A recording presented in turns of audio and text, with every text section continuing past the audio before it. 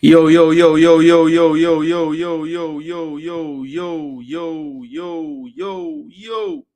What's the deal, my people? It's your boy Jason Gooner, and we are here again for another episode of Reasoning Time. This is episode 4. Yeah, we try to do one of these every week where we pick a topic or a few topics and we have a discussion about all of them. All right, people. So you see in the title and the thumbnail, Mason Greenwood news. We're going to chop up everything that we have heard in the recent days about Mason Greenwood, and we're going to just shed some light on, what's truth, what's reality, and what's not. It's been making the rounds on the YouTube space, and we're going to discuss it today as well from our point of view, our perspective, right? Reggae Boys form watch, Reggae Girls form watch. Really simple. The next part of the show after we have the Mason Greenwood discussion will be based on just looking about what the players are up to around the world, those that we have called previously, those that we are looking to maybe call, those who are on the fringes, just going around the world and seeing what they have been up to recently. A lot of times we get caught up in a lot of the things that take up the off the field time. Here at Jason Gooner TV, I definitely pride myself on focusing more so on what's going on the pitch. We know the stuff off the field is important as well at times, and that's why we're going to have a discussion about Mason Greenwood today. So we're not saying there's no merit or value in those conversations, but here we'd like to keep it mainly about the football itself, what's happening on the pitch, how many times them pass the ball, how many times them score a goal, how many assists and things of that nature, right? So first and foremost, I just want to let you guys know we are on YouTube, and this is the way you really support the channel. When you click onto the video, yes, we really appreciate your views, but of course, please do like the video. Like the video. It is very easy.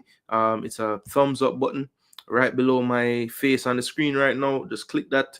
That is a good way to support the channel and give your respects, right? Next thing, people, share the content, share it around amongst your peer groups, in your groups, what have you, anywhere you discuss football. Share the content around so they can know about this space and know about the type of content that we bring into the space. And then, of course, if you're new to the channel, please do subscribe to the channel. Definitely today, the comments will be set to subscriber only mode. So if you are dropping a comment, I do appreciate that you have subscribed to the channel. It is greatly, greatly appreciated. All right, people. So it's been extremely cold where I live. I'm in Georgia, and normally we don't get snow very often, but this year we have gotten some snow. So the kids have been out of school. Offices have been closed. So it's been a lot of snow days in the house. I know I'm inside right now. You're probably wondering why I have on this hat. But to be honest, man's just been feeling cold. So we have on that. I'm gonna run the show. If I get hot, I'm gonna take off that. But right now, it's feeling great to have on this hat, people. So yeah, man, bless up and let me know in the comment section where are you. I saw a video floating around. I don't know if it's real or not, that there was snow in Portland. Can anybody corroborate that story? I saw a video about snow in Portland. I mean, if that actually happened, I don't know. I didn't know anybody in Portland to call, so I could not verify the information, but saw a video floating around and the caption said that they were in Portland, Jamaica. Couldn't believe it, people. I couldn't believe it. Portland, Jamaica. Yeah, so I have been saying to share the content. So let me do what I'm asking you all in the comment section to do. And I'm going to share my own content because why not? Yes, people, but please like the video. Like the video. We're going to get right into the discussion. I have a perspective and a point of view on how about all this news that's been coming out in the media in regards to Mason Greenwood. We have since seen the JFF. One member of the JFF has spoken out publicly, and then actually more than one. There have been a few members of the JFF that have come out publicly against the news that they have heard. So we're going to discuss all of those things, and as I said, I'm going to go ahead and give my perspective on it all as well. Of course, you guys are clicking on the video, you're here, so it's pointless for me to have it in the title, have it on the thumbnail, and not give a perspective on it. So I will do so in this video. All right, people, but I am just continuing to share the content to the various people I think might be interested in viewing this content. And while I'm doing that, please do smash the like button, share, and subscribe. Also, we do have option for you to become a member of the channel as well. There's a join button very close to where the like button is. You click that join button and it gives you the options to become a member. It is $1.99 a month. It's just a way to show, another way to show support to the channel. Of course, we do use, light and time and effort and what have you. So we don't really ask for much here. This is really and truly something that I enjoy doing. I like to bring the information that I gather to the subscriber base and to anybody who is willing to hear my point of view and perspective on things. And of course, we bring live footage of games here as well.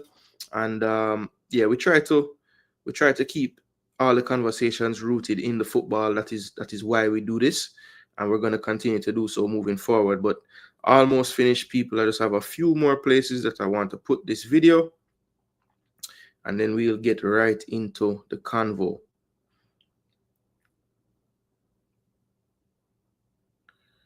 All right, so I've shared this around.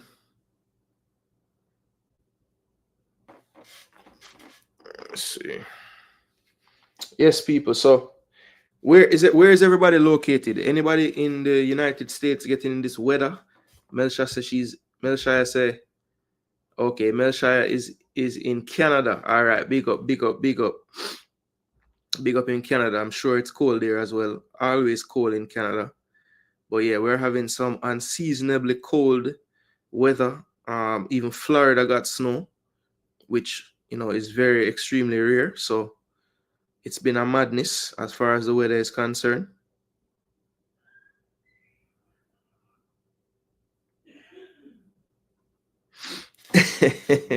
Yeah, so let's get right into it, people. We're going to discuss the Mason Greenwood situation.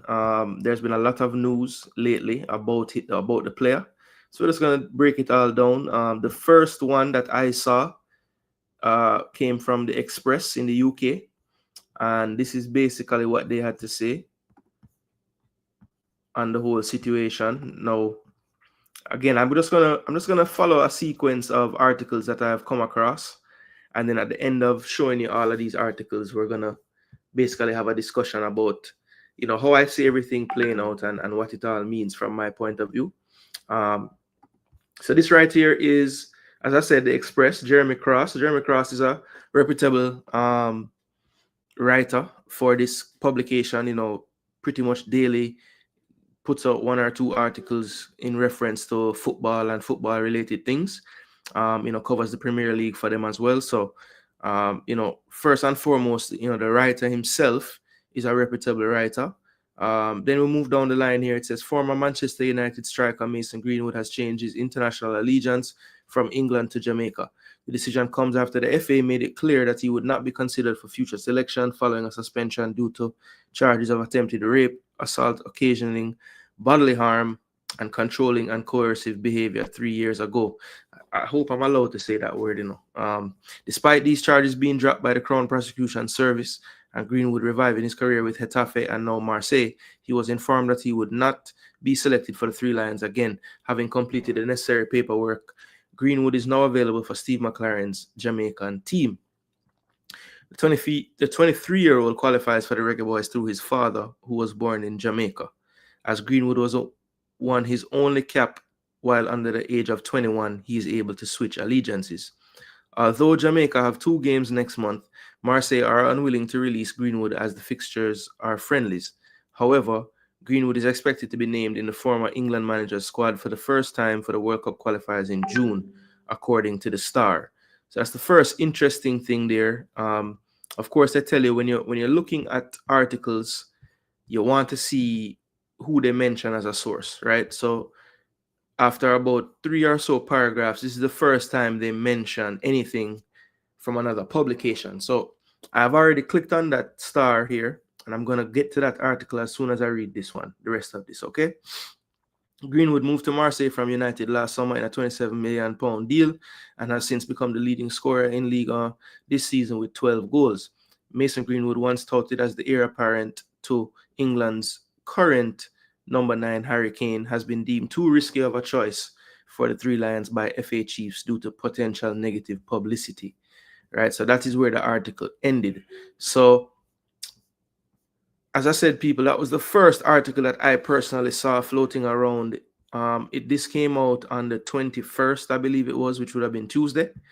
So that's the first article. I think that was making the rounds everywhere, right? Yeah, man, Juras, you know, them say you have to do your research, you know. So I'm just gonna show people what I deem to be the research that I did, right? So I'm gonna just follow the chain, right? So this is exactly what I did and how I came across all this information. I didn't really see much on the YouTube space on it because the first thing I saw was this article.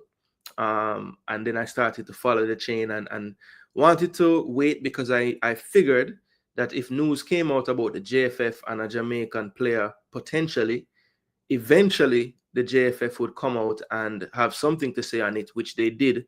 And that's why I think doing this video now and talking about it, to me, makes more sense because now I can have a full conversation. I've heard from both parties, right? Well, not even both parties, but I've heard from one side and I've heard from another side.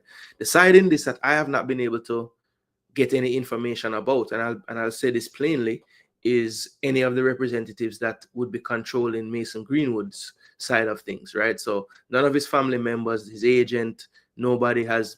I have not gotten any info from any of those people, right? So that's, I must put that out there. Big up yourself, one go on. So I don't know if the article is true or not. Yeah, so we are all going to go on this mission together. As I said, I have done this mission by myself, without you guys being here, but I'm just going to take you through how I got to the point of feeling like I could, you know, at least have something to say on a video about this, right? So, as I said, the Express article referenced the Star. So I went back and followed that link that they put in the Express to the Star, and this is where they sent me, right? So this article again is by Jeremy Cross, and it's on January the 21st, right? So the same writer contributes to both the Star and the Express, clearly. Mason Greenwood has switched allegiance. And the reason why I'm doing this, you know, is because I wanted you to see that it's literally the same exact article. The same article that they're saying they got the news from. It's literally the same article. So I found that to be a bit strange. I'm saying to myself, okay, you put a link to an article where you say you got this from, but that article is actually the same exact article that you sent me from, right? And I'm not making this up, people. I'm not reading it again because clearly I just read it to you. So there's no need for me to do it again. But because Greenwood won his solitary cap under the age of 21, so maybe some of the wording is a little bit different, but clearly it's the same thing, the same talking points. The father born in Jamaica. Crown Prosecution Service dropped the charges. Same thing, right? So that was a bit strange. So those were the two articles that I really saw coming out of the UK, and a lot of other publications around the world basically were referencing either the Star or the Express. So I'm not going to go through the chain of reading everyone's take on it from this perspective. What I'll do next is show you the first time that I saw a response coming from the Jamaican side, right? And that was seen, and there could have been something before this, but what I saw, which is what I want to take you through, is my kind of research on this whole topic. It came from the Jamaica Gleaner. And in the Gleaner, basically, General Secretary Dennis Chung was the one speaking, and he said the status not just a signature away. So let me read this. This is dated Wednesday, January the 22nd, 2025. Livington Scott of the Gleaner did this reporting work. So we're going to give him his credit. So big up Livingston. And this is what this says. While reports from some English media are saying Marseille's strike at Mason Greenwood is just a signature away from switching his international allegiance from England to Jamaica. Jamaica Football Federation General Secretary Dennis Chung is saying it is not as simple as that. Numerous reports in England have indicated that all remains for the process to be completed is a signature from one of the former Manchester United forwards' family members to address a technicality. So I'm not sure. Well, all right, let me just read this and I'll go back. Greenwood has been restricted from playing for England by the England FA since he was suspended on the back of charges of attempted assault, occasioning actual bodily harm, and controlling and coercive behavior 3 years ago. That is pretty much verbatim what the Star had, or the wording the Star used. So that's something I noticed about that. Although the charges were dropped, so that is also again taken pretty much verbatim from what we just read, right? Since then, Greenwood has been rumored to be switching allegiance to Jamaica, and reports have emerged that upon completing the necessary paperwork, the forward will be available for Steve McLaren's Reggae Boys. Now, this is Chung speaking to the Gleaner. It is the same situation, so nothing has changed, said Chung. Back in the old days, some people used to usually have 2 birth certificates and things like that. So we have to sort out all those things. But nothing has changed. We are basically waiting on a document. That is all we are waiting on. But we have been waiting on that for a little while, and there is still no timeline on when that documentation will be completed, said Chung, refuting a report in the Daily Star that suggested Greenwood could be part of McLaren's squad for their World Cup qualifiers in June. The 23-year-old qualifies for the Reggae Boys through his father, who was born in Jamaica, and he has only been capped once by England while under the age of 21, meaning he is eligible to switch allegiances. Greenwood moved to Marseille from United last summer in a £27 million deal and is currently the leading scorer in Ligue 1 with 12 goals. So that is Livingston in the Gleaner. But the part about this that obviously is in direct response to the article in question is these parts right here. It is the same situation, right? This whole part, it is the same. Yo, my mouse will go crazy. It is the same situation, says Chung, and hopefully you guys would know what he's referring to in terms of the same situation, because what is happening here?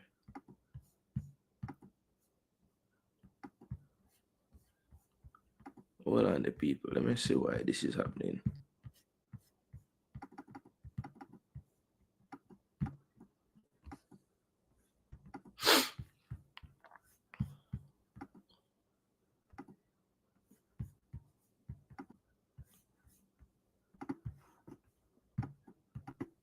So now go away.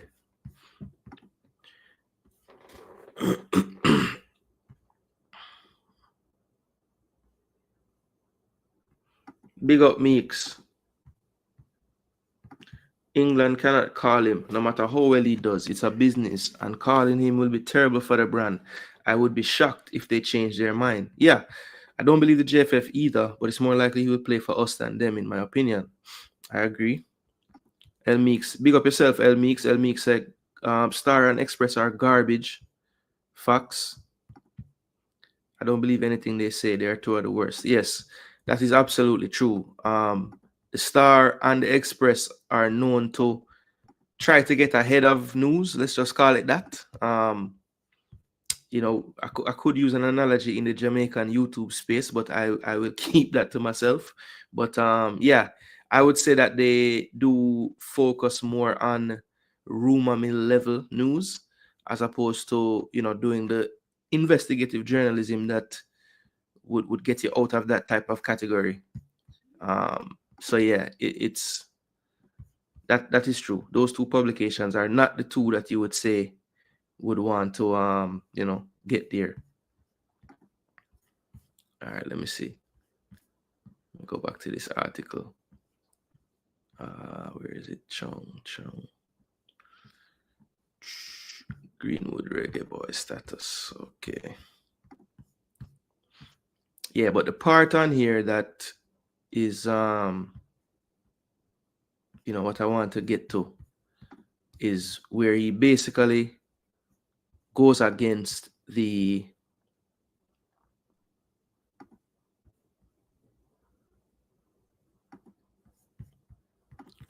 where he goes against what is stated in the article by Jeremy Cross. Nothing has changed. We are basically waiting on a document. That is all we are waiting on. And of course, it's the same situation. Nothing has changed. That is in reference to the last time we heard about the situation from the JFF. Roy Simpson had an appearance on television in Jamaica, and he did state that there was a paper that his mother needed to sign, and that had not been received by the JFF as yet. And that was really the last thing that they were waiting on. But what's interesting in the wording of this article is it's almost like Chung is saying something different from Roy Simpson now, because he's saying it's not just a signature away and there's other things. Now he's mentioning past different birth certificates, which was a bit vague. I'm not sure why saying that, what that meant in this specific situation. So I'd have loved if Livingston could have gotten some clarification as to, why that was deemed necessary to report about back in the old days, some people usually have 2 birth certificates and things like that. So we have to sort all those things. So, what does that even mean? Because again, it's to me, it's something that I've always been preaching when it comes on to the JFF, and that is, if you're not going to limit, the messaging that comes directly from the JFF, one thing that you have to ensure is that whoever is speaking to the masses or the media on JFF issues, we're on the same page, because mixed messaging is to me one of the worst things an organization can do if they're trying to either repair their credibility or just, keep their credibility at the level that they have it, or make it better. The messaging that you put out to the public needs to be on par across the board.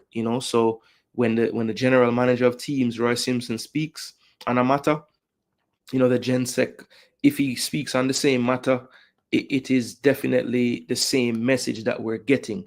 If the technical committee chairman speaks on a matter, and it's in regards to the technical aspects of football, well, when the technical director of the JFF speaks, it needs to be in line with what the technical director's messaging, or the technical, or the chairman of the technical committee's messaging was when he spoke on the matters. So that to me is something that I've always said can cause issues, and we're seeing it here, because this to me is a mixed message from what we got from Roy Simpson the last time, right? And again, this is just me doing my research, people. I haven't really spoken to anyone in the JFF read the matter, because I am under the impression that in a situation as delicate as this, they probably would not want anything to be out there. As a matter of fact, if it was indeed true that Mason Greenwood has finalized every single thing, I think it would be smart and prudent of the JFF at this current point to act as if nothing has happened, because when the time comes, it will come, and when he's named on a squad and then arrives in Jamaica, then that time will be here, and it won't matter whether they told us 6 months before, or 2 weeks before, or 2 days before, right? So that's the thing about this, that I feel like, regardless, I don't think it's on the JFF to speak on the matter right now, because it's pretty much known already that England will not be calling the player, right? I think Tuchel getting the job, I think maybe there might have been one more time where they sat down and said, okay, new manager, maybe there's a different mindset, and perhaps that those conversations have been had, and it's been said that, look, we're not going to be able to look past the allegations that you faced, and they're going to go in another direction, and maybe that has occurred, and that's why stuff is coming out from England. I don't know, but at the end of the day, I don't think the JFF would, at this current time, tell us either way, or I don't think they should tell us either way. But the one issue that I have with this article from the Gleaner is that, to me, it sends a different message from what we previously heard from the general manager of teams, Mr. Roy Simpson. So I would love some clarification on, is it really down to this last signature from what we heard from Mr. Simpson? It was his mother who needed to sign something, or is there a situation with the birth certificates as well, as Dennis Strong was alluding to here? So that's one thing I would love some clarity on. If anybody from the JFF is in the chat, please, and you have that information, please let me know. Is it more than just a signature at this point, or is it just a signature, as Roy Simpson said, way back some months ago? Now, this is the third article, because I always try to get at least 3 to 4 on a topic before I kind of make a judgment. So this article right here was from CaribbeanNationalWeekly.com. I'm not so familiar with this place, but Ian Burnett, I think that's a familiar name. I want to say he's from Jamaica. But anyway, it's from Kingston, Jamaica. It says, while British media swirl with reports that Mason Greenwood is poised to switch his international allegiance from England to Jamaica, the JFF is tempering the excitement. General Secretary Dennis Strong has clarified that the path for Greenwood to don the Reggae Boyz is far from clear, with bureaucratic hurdles still unresolved. Not as simple as signing a paper, says Strong. Strong directly addressed claims from English outlets, including the Daily Star, which suggested Greenwood's eligibility for Jamaica could be finalized with a single signature from a family member. And again, this to me, okay, it's the same situation, nothing has changed. So the same, he stated emphatically to the Gleaner. He elaborated that the process involves rectifying technical documentation, an issue compounded by complexities from earlier times. Back in the old days, some people used to have, okay, basically waiting on a document. That is all we are waiting on, but we have been waiting for a little while. So that's the same quotes from the Gleaner, right? But again, this first part here, Chung directly addressed claims from English outlets which suggested his eligibility could be finalized with a single signature from a family member. But the thing is, we never heard that from an English outlet. We actually heard that from the general manager of national teams. So if anybody was going to speak on the matter factually from the JFF, I would think that Roy Simpson would be that person. So I don't like how this article kind of says that we got this from English outlets. That's actually coming from the JFF themselves. And I remember at the time, I don't know if I spoke about this publicly, but at the time I was wondering if that was the greatest move on the part of the JFF to even speak publicly on what could have been holding things back. I don't know if we would be in any type of situation where us applying pressure would help the situation. At least that was just my thinking at the time. Anyway, let's move on in the article. The 23-year-old striker, currently League One's top scorer with 12 goals, qualifies for Jamaica through his father, who was born on the island. Greenwood's lone England cap came at the age of 18, making him eligible to switch allegiance under FIFA rules. Greenwood's career trajectory has been tumultuous. Once heralded as England's future number 9, he was sidelined by the FA in 2020 amid the charges, blah, blah, blah. Yes, we know about that part, although the Crown prosecution dropped the charges. Yes, 27 million move. Okay, so a lot of this stuff is regurgitated. I'm going to see, there is something in here, though, that was a little bit different, which I want to get to. British outlets have portrayed Mason Greenwood's transition to Jamaica as imminent, even suggesting he could feature in World Cup qualifiers this June. However, Chung refuted these claims, emphasizing the unresolved status of key documentation. Okay. Chung's comments make it clear that the young forward's Reggae Boyz debut remains contingent on overcoming administrative hurdles, right? So that is pretty much it from a few different perspectives. We got one out of England, one from the Gleaner, and one in the Caribbean as well. And basically, they're kind of laying at the feet of the English outlets this whole news about a signature being awaited. And I would love to challenge them on that, because first of all, the first article which I read didn't say anything about there needed to be anything else done. They are basically reporting that everything that would need to be done paperwork wise is done on the player's end, right? So I don't know why they're saying that the English outlet said that there's a solitary signature they're waiting on. The only place we have heard anything about a signature being what we've waited on is from the mouth of the general manager of the teams of the JFF, and that's Mr. Roy Simpson. So that is where that information came from. So if it is that now Mr. Chung is reporting that there's more to it than just that, that is a problem for me, because now we are sending out mixed messaging from the federation to the public, and this is all in response to what the JFF brass have said no is a made-up story out of England, right? So that is it. Look, the way I see it, there's really nothing new that the Express even reported, because we knew already that he was planning to switch allegiance. That's not news, right? There was really nothing new added besides them reporting that, you know, all the paperwork and stuff is now completed, which was quickly shot down by those in the JFF. And even it seems as if the process is even further away than what we heard from Mr. Roy Simpson. So that to me is something that I found surprising in all of this. I was of the mind that it is just one, and we actually knew the person who was supposed to be signing who hadn't signed as yet, because that was revealed as well by Mr. Simpson. So yeah, it's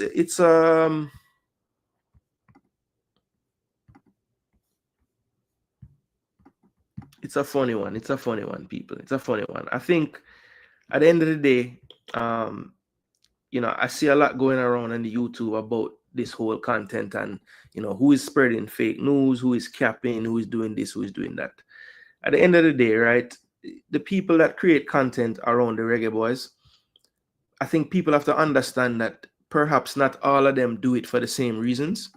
You know, some of them maybe see a way perhaps to have another stream of income. Some of them aspire to become journalists, and they think that a way to get into it is to create this content through YouTube or whatever other channel they want to create it through. Others, you know, I don't know. Everyone will have their reasons, but I think what we need to also understand is that not everyone is going to do it for the reasons why you do it. So I think it's unfair to hold everyone to a standard or some journalistic standard. Some of them might not want to be journalists. So why do they have to have a standard? Perhaps why they didn't take the more traditional route to journalism is because they have no aspirations to become a journalist.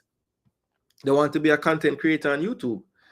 And I think that, you know, we need to understand that there is a difference between that and somebody that, you know, aspires to do journalism through YouTube. I think those two things aren't necessarily the same thing. So I would never hold anybody else to a standard that I hold for myself, because I know what I'm doing it for, right? And I can't speak for anybody else or know what they're doing it for. So to say that, look, people are going to watch what they want to watch, whether they think something is like, they may not watch it because they want to hear something credible. They may watch it for the spectacle of it. They may watch it for the entertainment of it. Whatever a reason that someone chooses to watch something is, that's on them, right?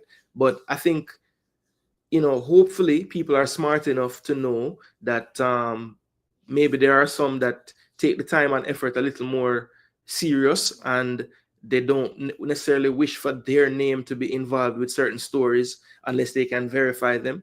And, you know, let people decide. People are going to watch what they want to watch, and they're going to form their opinion whichever way they form it, right? But I don't know, man. It's not, I think the minute that you try to invalidate other people's stuff, I don't think you should be doing that. You know what I'm saying? Because at the end of the day, there is no monopoly on information. It's out there for anybody to find. And it's just how dedicated they are to finding that information. You know, if I really and truly wanted to, because I thought that it would make this be, you know, the perfect story, because I'm the only person who would have got the information from someone from Greenwood's camp, I could have tried to do that for the whole of the last 3 days. But, you know, that's not really my goal at this current moment. You know what I'm saying? And I also understand, you know, I am at a very, I guess you'll say, embryonic stage of who I am as a content creator, right? I mean, I haven't been doing this long enough to be able to feel calls to certain level of people, and that's just a fact. And I'm not going to lie to myself and say that's not the case. But, you know, I haven't even attempted. And that's the thing. Who knows? Maybe if I had attempted, it would have went differently. I don't know. But I didn't even try. But I felt like, from what I had gathered from those articles and actually doing some other research on my own, I could form an opinion and speak on it. And basically, to sum up everything, well, let me go to the comment section and see what people saying. Martin Baker, big up yourself, saying believe Greenwood will be ready for June. All right.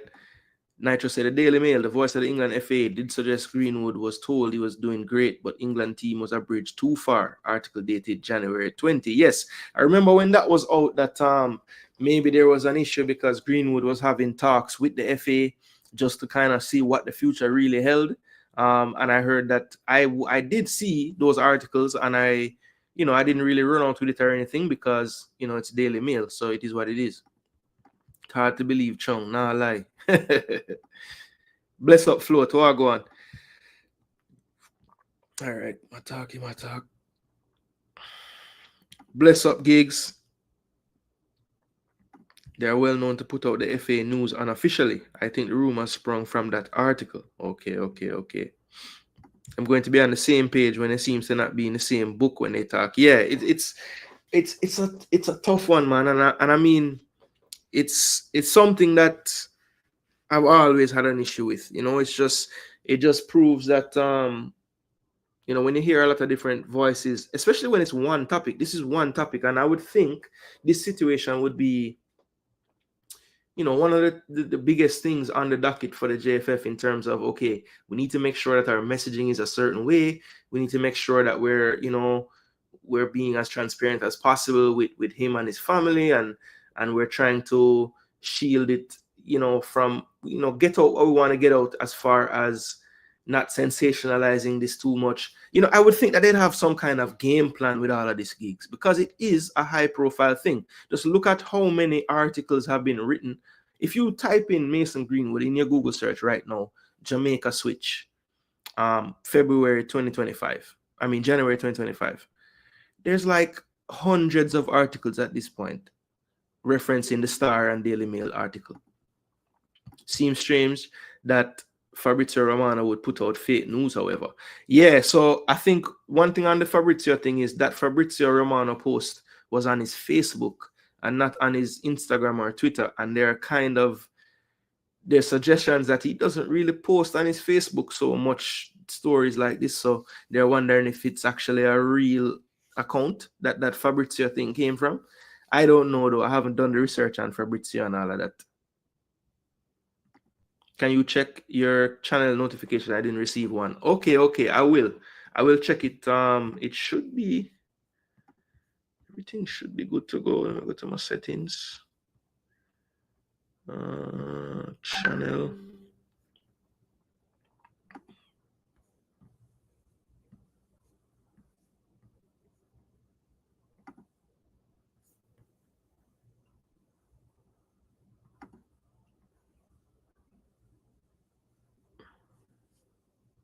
Yeah, everything is open. I don't know what's going on with that, bro. I don't know what's going on with that. That's a bit strange why that would be happening. Yeah, I don't know why that would be going on still, I will look into it though. It's well known. It is well known Fabrizio is an agent of Olympique Marseille and they want Greenwood to play international football. Okay. Well, that's actually great to hear because so many times you hear that these countries hate Jamaica and don't like send them players. So that's awesome that Marseille don't feel that way. Wonderful. We say believe him over Chung. Fabrizio over Chung. Well, me hear somebody say we need to stop fighting our black brothers and sisters, So me hear a man say that today. And him sure. We must stop believe everything we hear from overseas, Both Roy Simpson and Dennis Strong talking on the matter rather than one spokesperson. Yes, and they're not giving the same message. It's tough. I don't like it.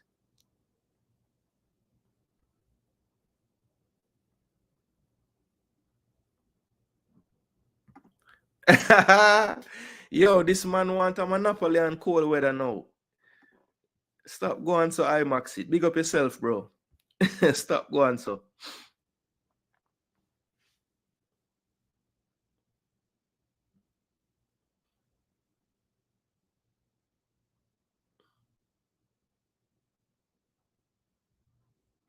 You're not understanding what I'm saying. I've spoken English quite clearly. I know you're very good at understanding things, so let me know what you're not understanding. Let me see if I can clear it up for you. I'm pretty sure I can, but I'm not really certain where you're coming from with that. Enough Jamaicans don't even know about him. First Jamaican of descent to play for Real Madrid. Yeah, man, Larry Cunningham, big baller. I think a lot of people believe things without enough consideration, given to the possibility of lies being told. They're not being dishonest, in my opinion. Okay. I think a lot of people believe things without enough consideration, given to the possibility of lies being told. Okay, so people just hear something and just don't even think it could even be a lie. I don't know him personally, El Meeks. I believe that is Soulji, if I'm not mistaken, because I kind of put it together one time in the chat. That must be Soulji that calls into some of the programs and stuff.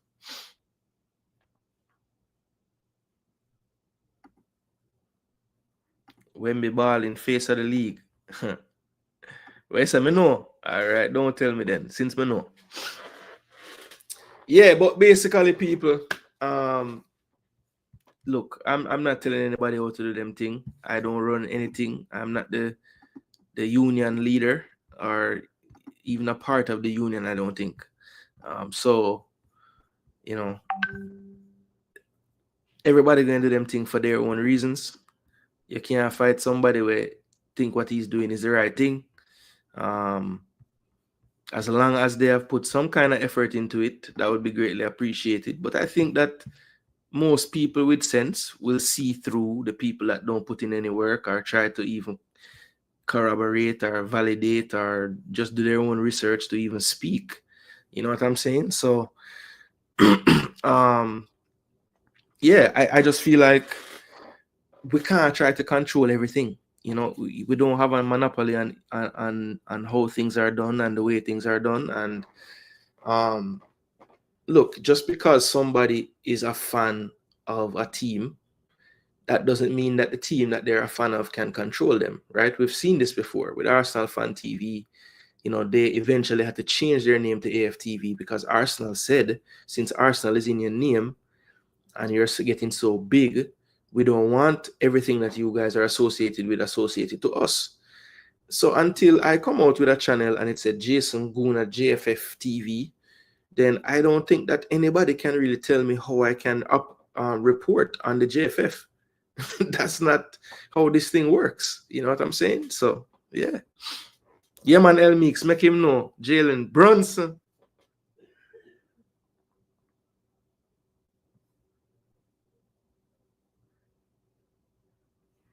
One say, big up IMAX it. You always wait for facts. You never fall start. Yeah, man, that's true, man.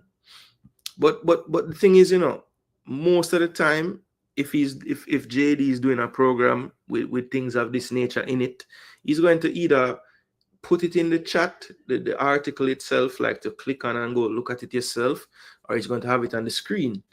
And that is very helpful. So if a man want to call somebody, where you get this from, this and that, and them can verify where them get it from, where them read it. It's not just because somebody reports on something, unless they have put in the title or in their speech on the video that I agree with everything this article says 100%. Then you cannot say because they reported on it, they are saying that it's true. That's things are put out to be reported on, and things happen so that they get reported on. It's just a circle of information, and that's how it works. You know what I mean?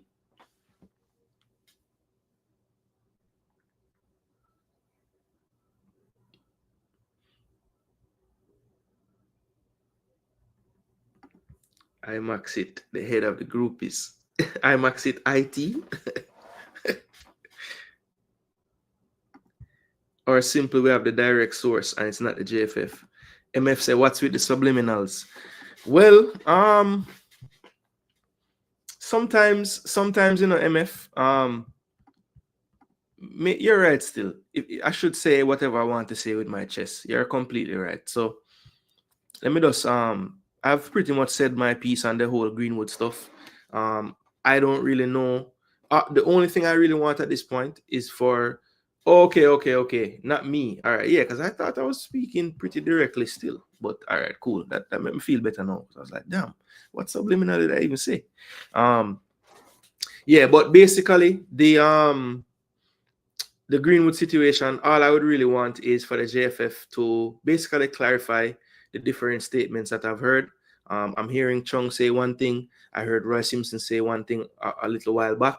So which one of those two things that I've heard is closer to the truth, or are neither of them the truth, or what's going on with that? If it's a case where they would rather,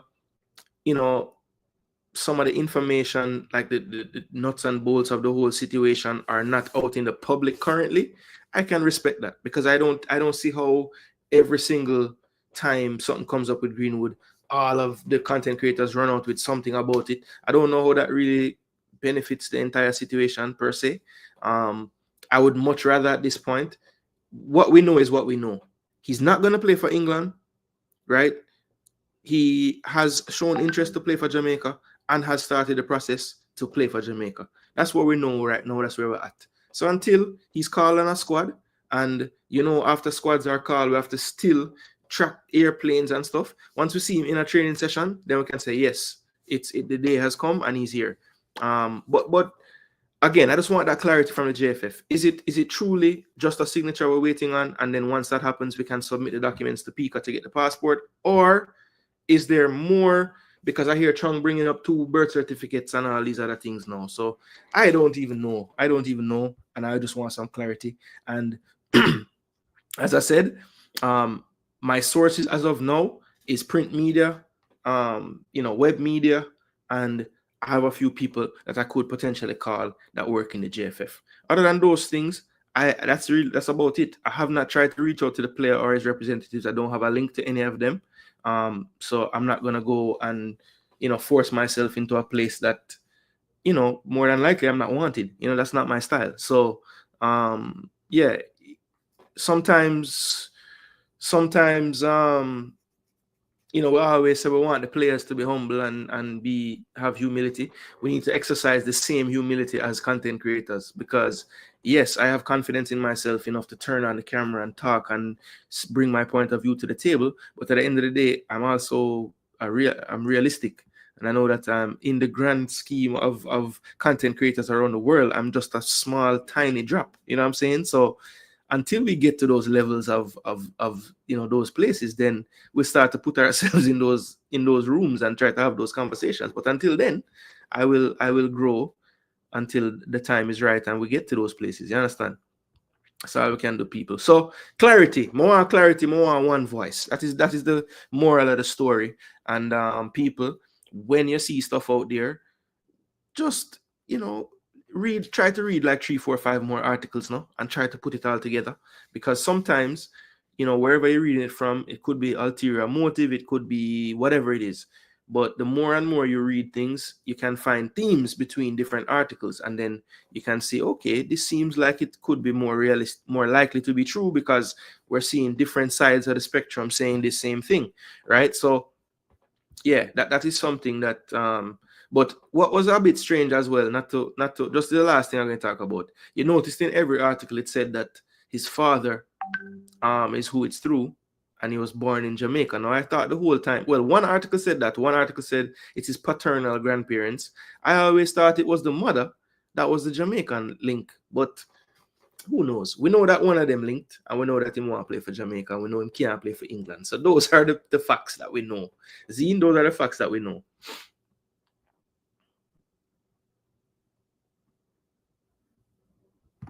He will say an article or somebody said this, but he will always question whether it's true or not and say before believing it. Yeah. Wait before believing it. Exactly.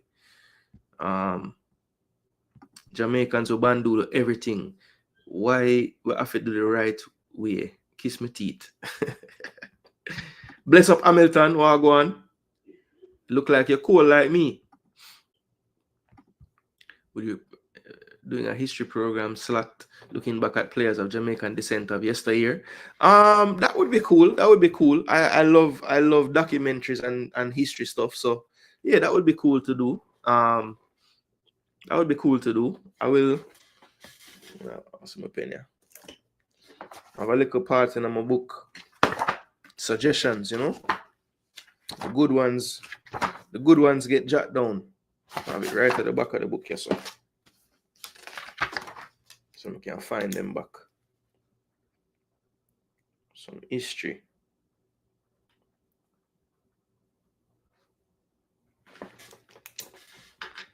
I don't believe anything. I still didn't hear Greenwood speak or see him in the shirt, so everything is questionable for me. Hey, and if people want to take that stance, I believe that's a smart one.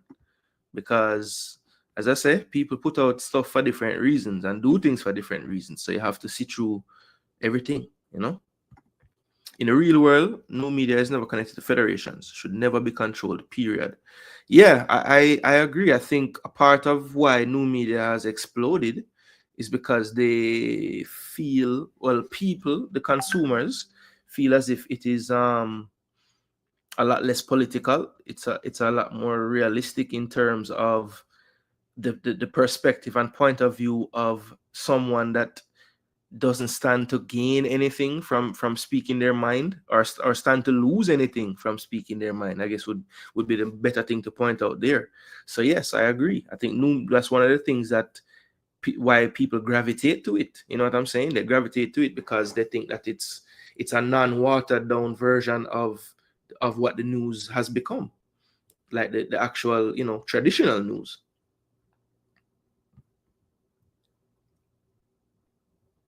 Even if it's 2,500 articles saying the same thing, they are still articles. Yeah, facts.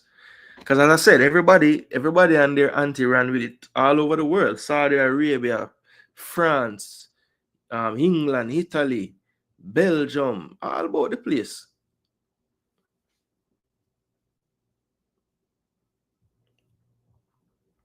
Yeah, man, Luther Blissett is another one. A lot of them came down on that team that John Barnes was playing with in the early 80s, or I forget, it was like mid 80s. The famous game where Lindy Della Pena was commentating.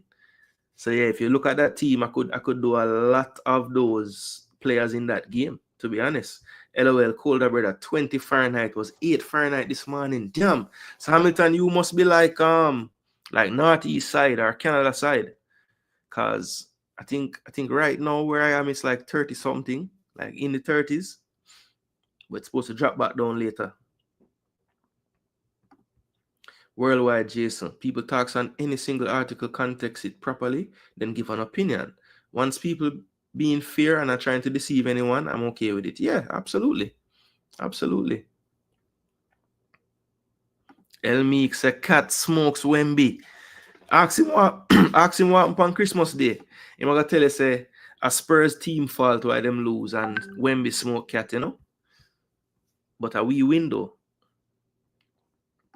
Yeah, man, Watford. So Watford, I know John Barnes, and he had like 2 other Jamaicans with him at the time.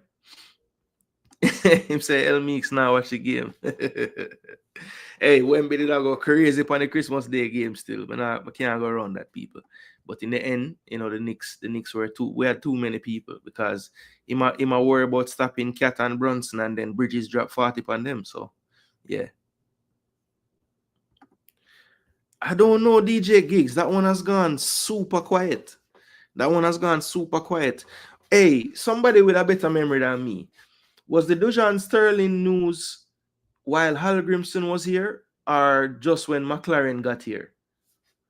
New Hampshire. Yeah, man, I must one of them cool place there, man. Me know. DJ Gigs, you remember when would have been the first time we get linked to him? Was it like before a Gold Cup? Was it before the last Gold Cup, or was it before the last Copa? It was Hal Grimson. Yeah. Okay, let's start that. Because I've been trying to figure out which player that this new coach actually bring. Like McLaren himself. Like which player McLaren has brought. I mean, I guess he was instrumental in Hayden getting over the line in the end. But yeah, I don't know. I don't know why his, you know, it's crazy how some of these players just get warm in the space and then they don't play for Jamaica and then they go cold. Like Dejan Sterling, one of those players. I guess because we get Hayden, we no business with it, CDM again. Or no, I don't know. But I was excited about the player. Age profile, ability to play different positions, play at the highest level for the most part. I mean, you know, good player, solid player. But yes, that's about almost an hour. Yeah, he wasn't from the stable. Look so, cause he's just gone into the wilderness. Can't hear about him again. Thank you though, cause we'll do some search on him right now. Cause we're gonna start out the show, people. I had on the thumbnail, I had some Reggae Girls as well. So what I want to do is I want to start with the Reggae Girls side of things, and just give some updates on a few of the players that we know that we have used in the past, and ones that we want to keep an eye on and see what they have been up to. So there are a couple of sites that you can really get some solid info on the women's game, and one of them is this. I think it's called Soccer 24, and they're pretty good. So one of the people that I have on the thumbnail is a player that definitely divides opinion for the Reggae Girls. We have to be honest. And that is then Denisha Blackwood. Now, Denisha Blackwood has been in Liga MX now for, I think this would be her second season in Liga MX. She was there last season. She was playing for Pumas, UNAM, right? But she has since moved in January to Cruz Azul. And, of course, in Mexico, they basically have two different seasons. It is the Clausura and the Apertura, the summer and the winter. And, they're basically, she has gone over to Cruz Azul now. She has played 4 matches for Cruz Azul so far, and she has started all 4, which is nice. She did come off in this 2-2 against Pachuca, but she has yet to score a goal or have an assist, but definitely has moved on and looking to solidify herself as one of the main players for Cruz Azul.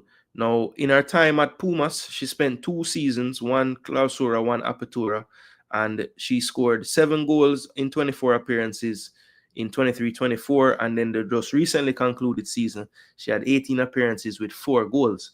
So for Cruz Azul, based on the team sheet and what I've been reading on their site, she is a part of the attack, but they also have been using her in like a left midfield, left wing back role at times. So she has been playing either as like the winger in a 3, or they sometimes use her as like a left midfielder / left wing back as well. So she's still kind of going in between both.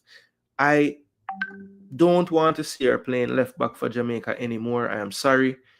We have seen that story. Yes, she has the athleticism. I think she bail us out sometimes on defense.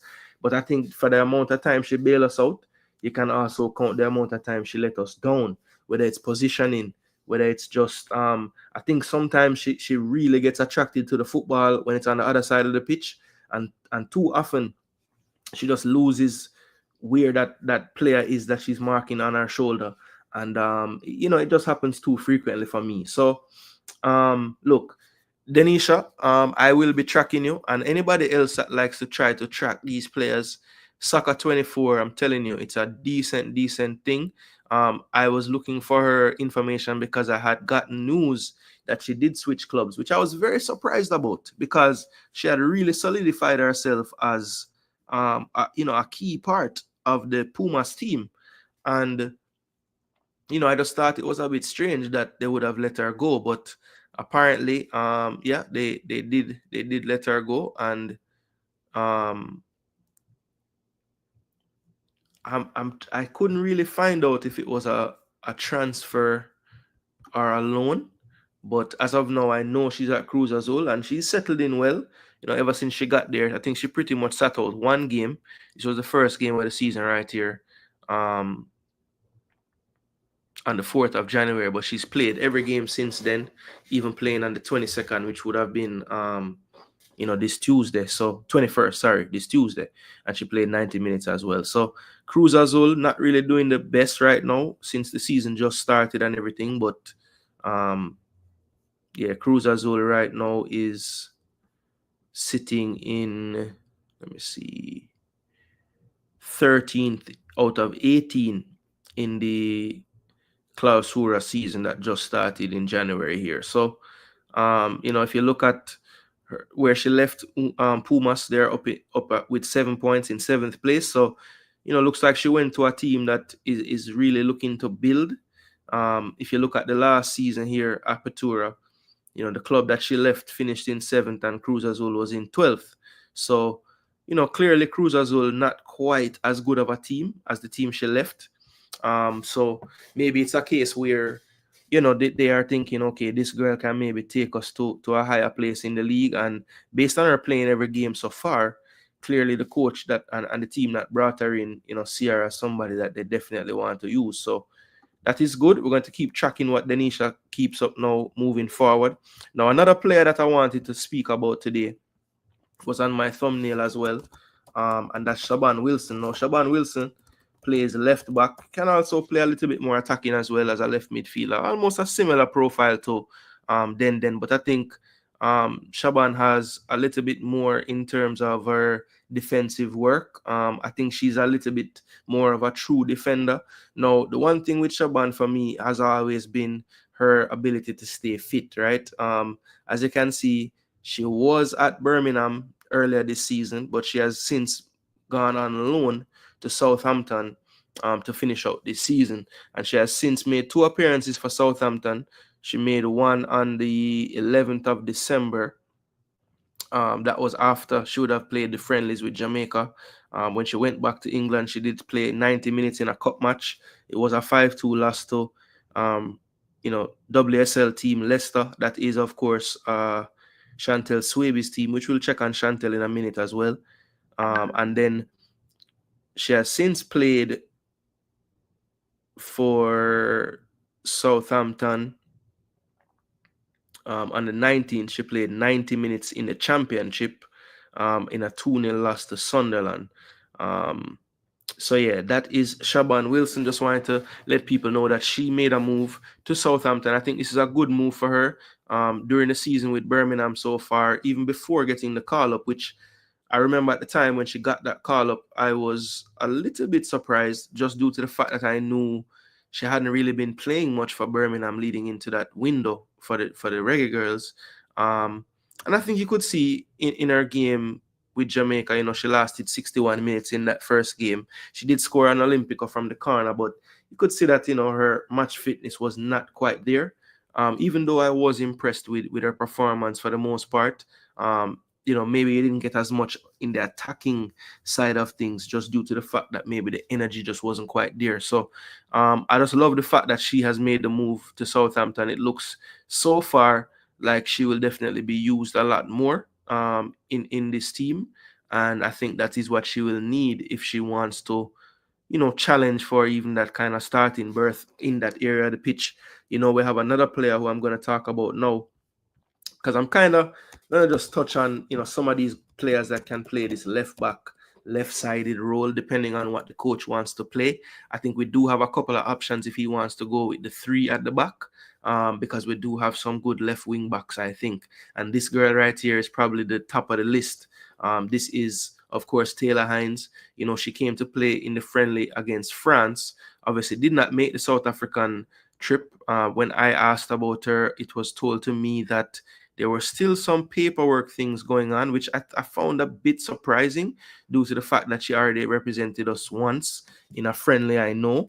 But if that friendly was okay, why wouldn't the one for South Africa be okay? But anyway, that's not really why I'm talking about it. I'm just saying. But anyway, this is Taylor Hines. She is the captain of Liverpool, which is wonderful. She's 25 years of age. And pretty much if she's fit, she's going to be on that pitch in the WSL for them. This is their season so far. Started right here. Let's see. So yeah, the 15th.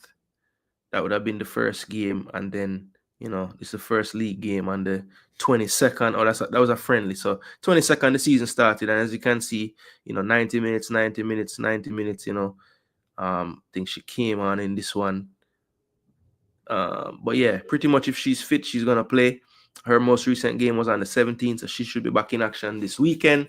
Currently on the season, She has 2 goals, 2 yellow cards in 11 fixtures, with a rating of 7.1. Pretty much that's her average. Last year she played 16 times, 2 goals, 2 assists. So she's well on her way to getting that, and I think she will probably, if she stays fit, play the full 22 games this time around. But Taylor Hines, hopeful. Need to reach out and figure out if everything is done, read her paperwork and whatnot. That is something that we definitely would need to find out now.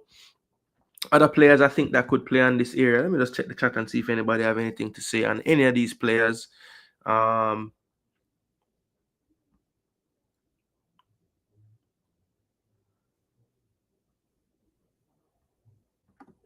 Came from him or his agent, but he was coming through people.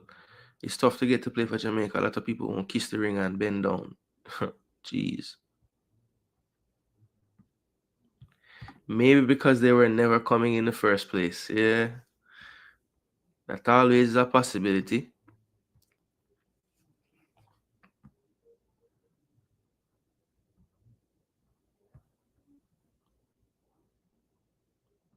That is the problem for most of the players coming. All the best to Den. Yeah. Yeah, man. No more left back for Den. No more left back. Push her up the pitch.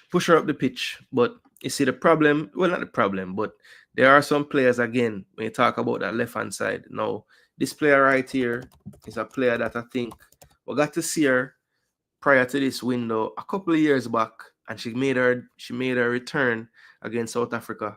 Got 30 minutes in the first game off the bench and got 71 in the second starting. She is now at Newcastle United in the Championship. This season so far, she has 6 goals, 1 assist in her 10 appearances in the Championship, so doing really well. Last year she was in the Super League with Bristol. Had a tough time with them though, and definitely finding a new lease on life with Newcastle this season. One of their key players, and a player that I think will definitely help Jamaica out in the near future. Only 25 years of age, so definitely has a lot of football ahead of her. And I think, after having a little bit of a struggle, I think just finding her footing after she left the Villa, going to Bristol, having injury problems, in and out the team. I think right now with Newcastle, she's definitely, finding her way. And, looks like she's really enjoying life at the club. And, yeah, they're not doing too badly either in the table. So they would have aspirations of, getting into the Women's Super League. They are currently in 7th, but only 7 points off the top of the table.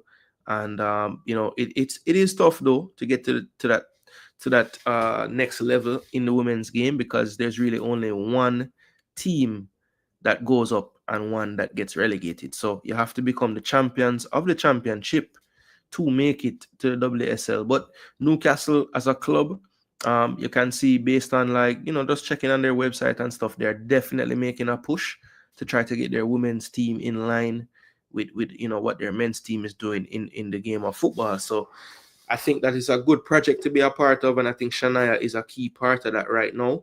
So we'll keep on tracking Shania. As I said, decent returns, 10 appearances, 6 goals, 1 assist on the season in the league so far. In the cups, no goals yet, none in the League Cup or the FA Cup. And for the national team, 3 appearances this season. Well, last year now. So yeah, that is it. 3:30 right now. I think the JPL is going on. Some matches.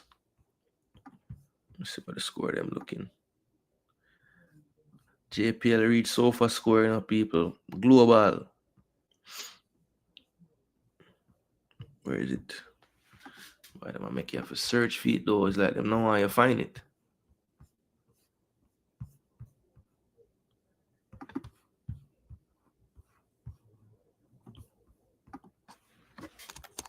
Jamaica Premier. All right, so let me look back on my list of players. All right, the other players that I wanted to check on. There was another player that is playing in the championship as well, and we saw her come over and play in the match when we faced France as well. It was either the France match or the Brazil match. I can't remember. Oh, it was the France match, yes. And that was Natasha Thomas of Ipswich Town. And the other day, she played Manchester City in the FA Cup. She started and played 71 minutes, but of course they fell to Manchester City. Too strong of a team for Ipswich, to be honest. And that's how that one went there. So 3-0. But this season so far, she has 2 appearances with 4 goals. So she's doing really well in the league. I think she had some issues injury-wise.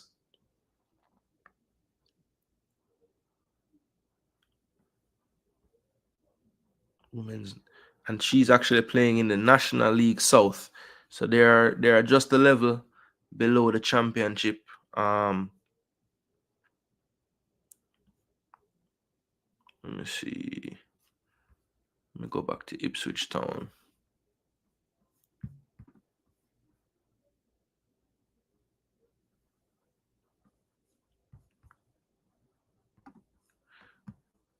So Natasha.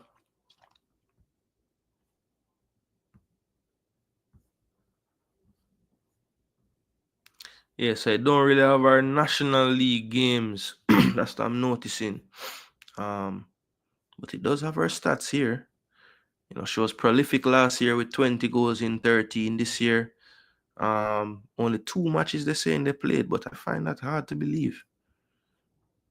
Ipswich Town National League. Or just 2 match play. Let's see the standings. No, man. So them gone 11 games. So some kind of way, she ain't been playing that much games. So I guess she just returned not too long ago then, because them gone 14 game in the league and them said she played 2 and scored 4. So, interesting. So Natasha, look, it was just a little cameo, but she looked like a player that definitely we could use going forward. Very well respected at her club as well. They have plenty write-ups on her on the website. How much of a leader she is. She's 29 years of age now. And yeah, I think, you know, there's a lot of different forward options, but Natasha Thomas is one we need to keep an eye on.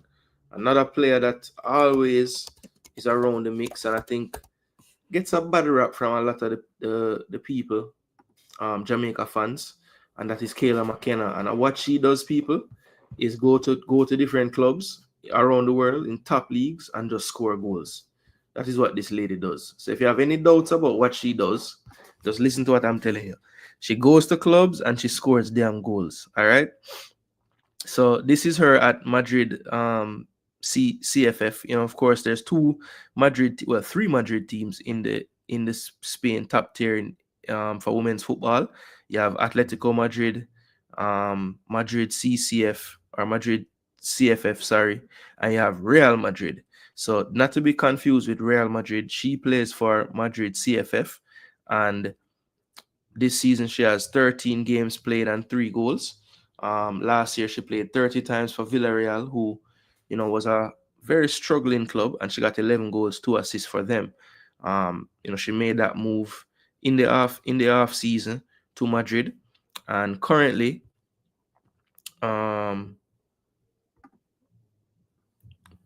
Madrid sit in 9th, basically right around mid-table, 18 points from 15 played. So yeah, that is pretty much what they're doing, and these are the top scorers in the league.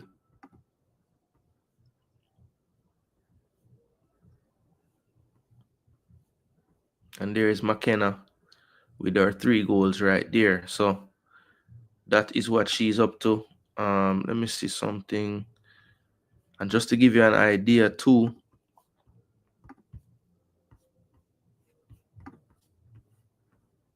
so I'm supposed to see that. Okay, see it here. Yeah, so she's second joint top scorer for our club with 3 goals. So yeah, this is not a very high scoring team in the league. So the 3 goals, Estadio Fernando Torres. Oh, whoa. Yeah, so them gone 15 goal total. So you can look and see that, obviously Barcelona gone 71. That is madness. Real Madrid gone 39, but 15, yeah, not one of the lower, in the league. So not really scoring a bunch of goals, but she's getting hers. 3 goals. Again, people, I think if you give her the right framework around her, she will score your goals for sure. I know Jamaicans maybe don't love it because it's not flashy and it's effective, and it's very little take-ons and things of that nature. But I'm telling you, this girl know where the goal is and she'll put the ball in there. All right, Jody Brown, another player we can try to get some info on. She's been at Benfica. One thing I will say again, as far as JFF is concerned, you guys need to speak about your players more, and try to get out there what's going on in their careers. She has played what on the 19th and the 22nd. Let me see, what is this TL? Okay, so this is the league, Taka de Liga, and then I think this is the League Cup.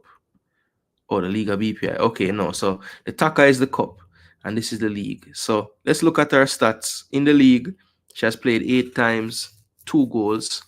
You can see based on her minutes, right? So the season would have started around here. Yeah, so this is the first match of the season right here. That's the cup. All right, now we have the league. So she wasn't in the squad for the first few. She made the move. So this was her first game time back in September. On the bench a couple more games in Champions League again. Then she came off the bench, got her first start. I think, what is this? Okay, so this was a friendly. So she got a start in a friendly.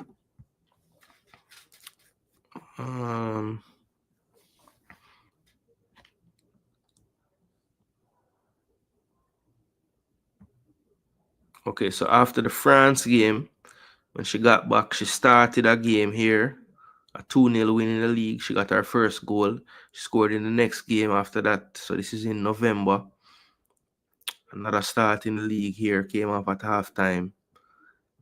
Then she played the South America game, playing 90 minutes both times. Got back, came off the bench in a league win, wasn't in the squad, on the bench, didn't play. And in the last 2 appearances for the club, she came off the bench twice in a 6-1 and a 3-0. So far this season, Jody has played 8, scored 2 in the cup. She has only played 1 time, not scoring.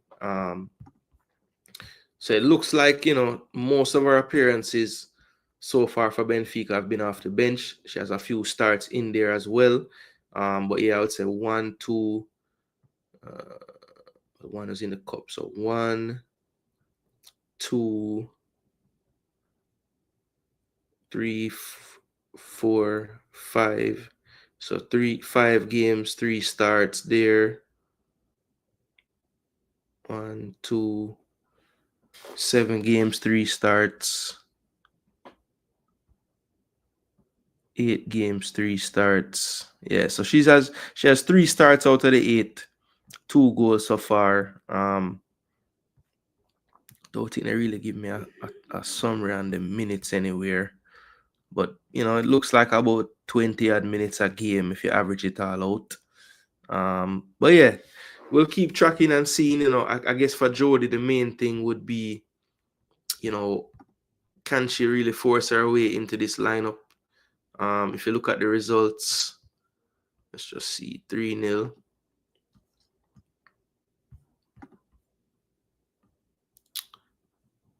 So Jody Brown came on for Alves Sousa.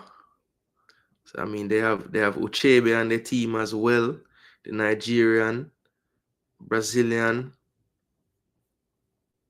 Nicole Racela, Sobrino, and she plays with the national team as well.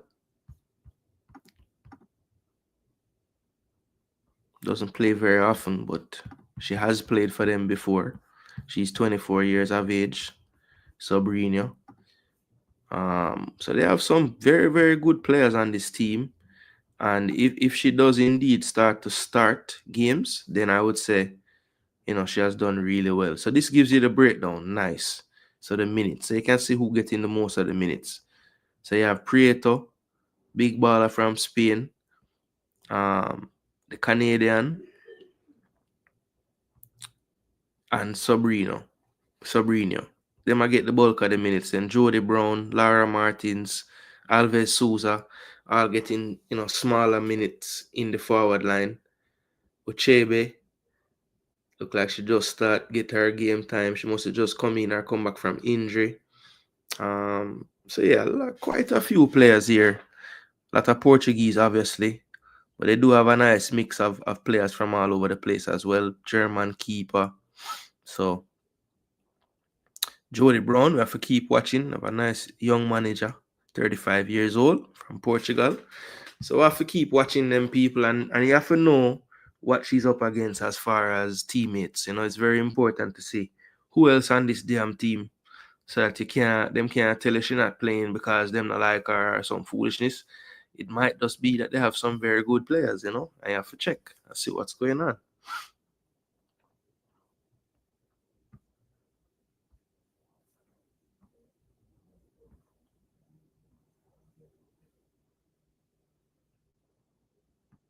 Yes, I agree. Even on the right back side, there's some youngsters that I like. The girl who played against South Africa was looking good in those games as well. Naya Cardoza, I like what I was seeing there. We have a super youngster that played with the U20 the other day. She looked good as well. I mean, I know it was different competition level, but I would love to see how it translates with the professionals.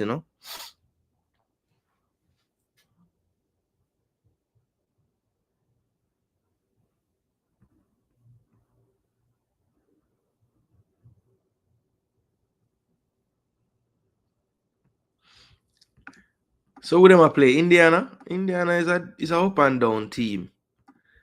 Wemby 35, 10 and 5. Damn. Oh, Izzy. Izzy is actually, I found her the other day, on the same website. I tell you, this website, serious, man. Izzy.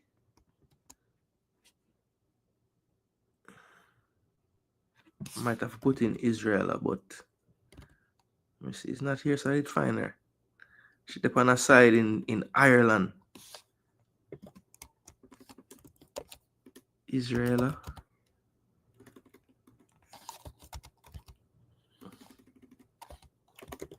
Izzy Gross. Here we go. Israel. Alicia. So it's not this side. There was another one. Hold on, I gotta find it. But just look on it a while ago. I think it's this. Yeah, Athlone Town. Find her, man. Took some digging, but figure it out. Easy. It's another one that will give you some girls info as well.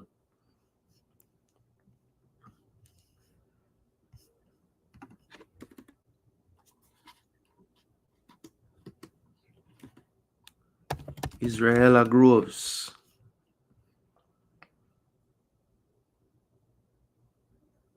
Yo, this thing says she's a goalkeeper. It have her picture, but that is not her info. Hold on. Oh, go on, so. Right, I said this girl. I'm gonna click on it to go somewhere else. Okay, see it there. What?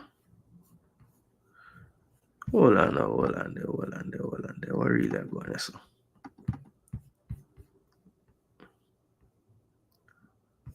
players.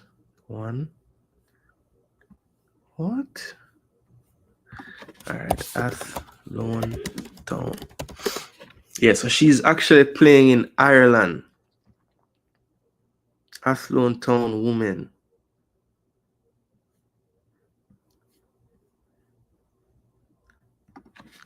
Ireland women first division.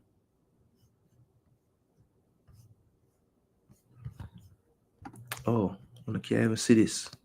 Yeah, so this Easy, this one never have the info for Ireland, so I couldn't find Easy on here. But there's another one, people. So let me show you. I get to it.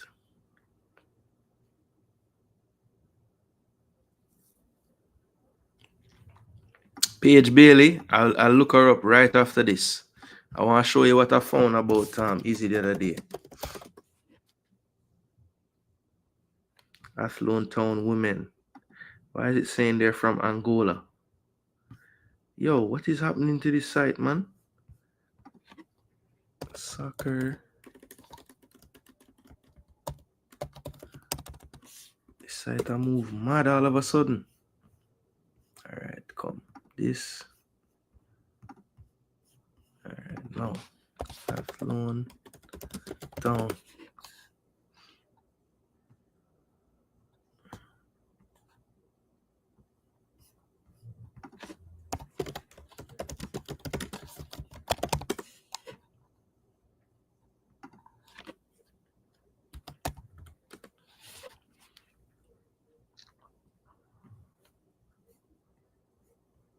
Competitions 3.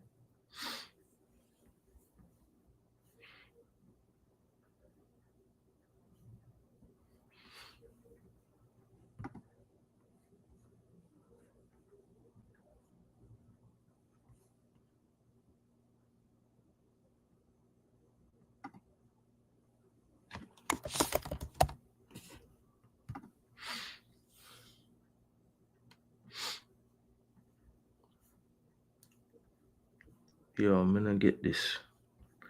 This thing I move mad, bro. All of a sudden. Yo, I don't know why it won't pull up, people, so I'm trying, but trust me. Athlone Town. Let me type it in the comment section.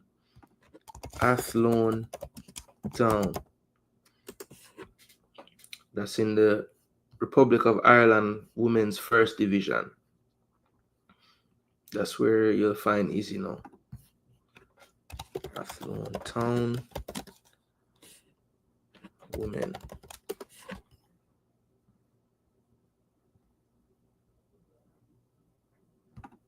Senior Women's Team.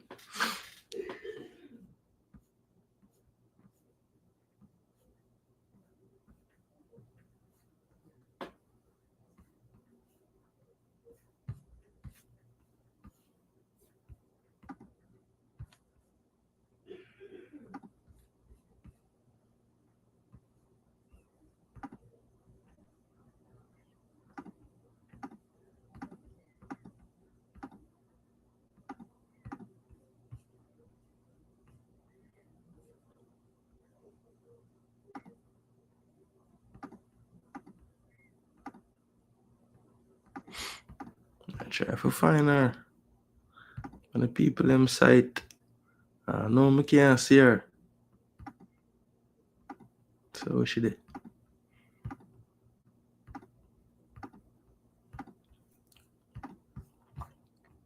See all them thing here, people? Alright, 2025 signings. Let's see. Women signings. Okay. We have located it, people. We have located it, people.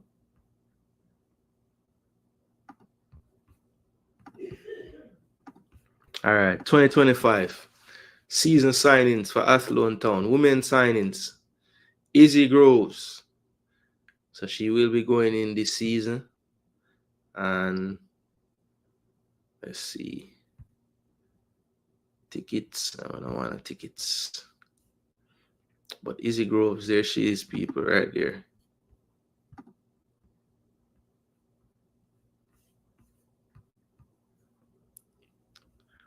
do you close this?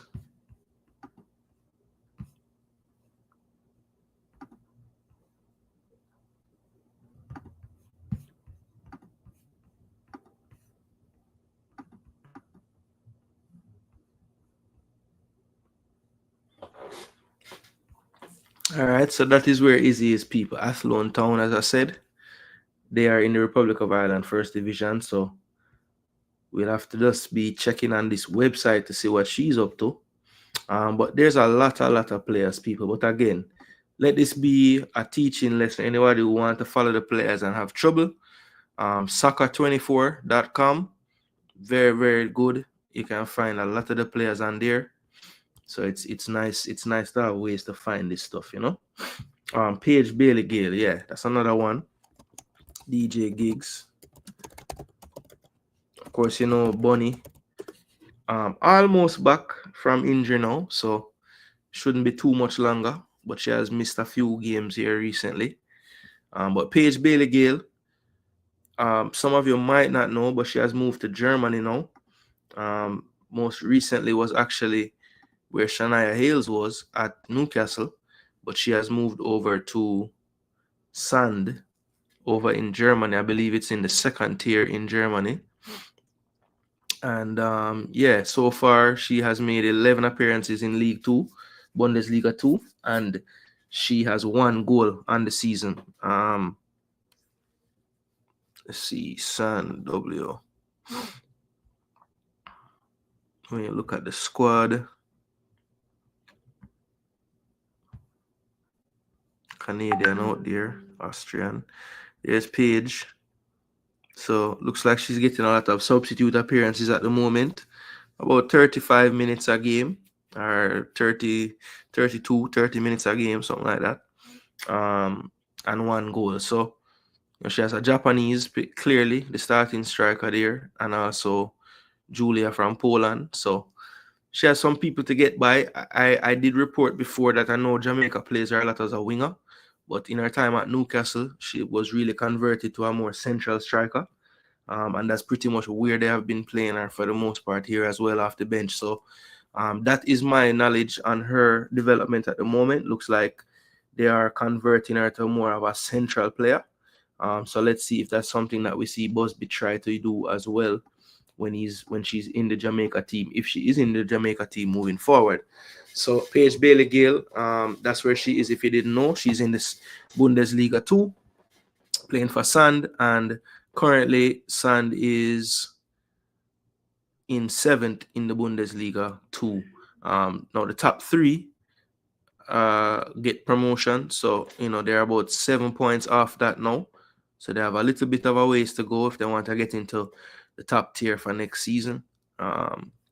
So yeah, that is Paige Bailey Gale over there in Germany,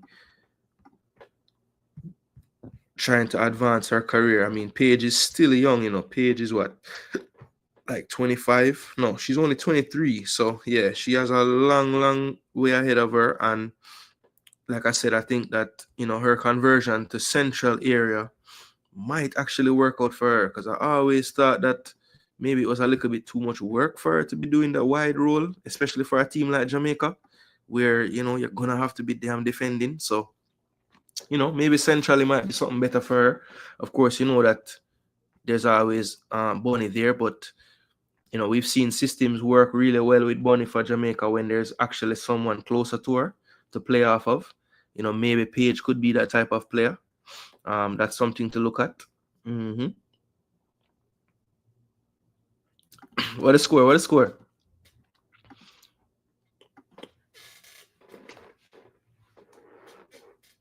Matter of fact, let me see what I go on in another game here.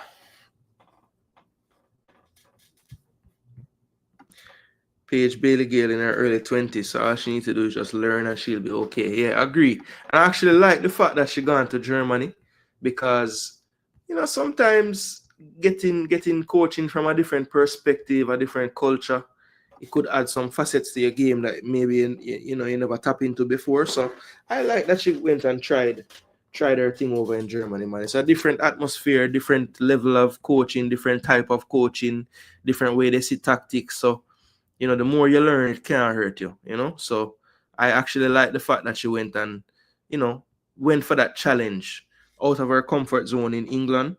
And you know, you have to go where you're wanted in the end. So, you know, clearly they wanted her over there, and she's gone over there now to do her thing.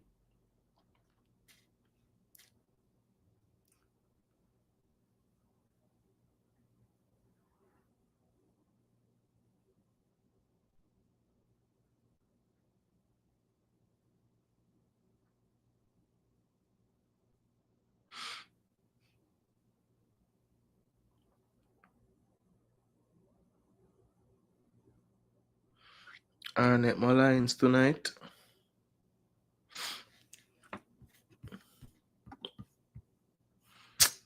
Well, let me see now. Let me see. Jason, what of the U20 players that get cut because of the quota system? We need to see those players or what happened to them. Yeah, those players, you know, like a lot of others, them just go into the Bermuda Triangle. You can't see them again. I would love to know why this thing won't go away. This little screen, this little thing on my screen is just stuck on my screen. I don't know how it will go away.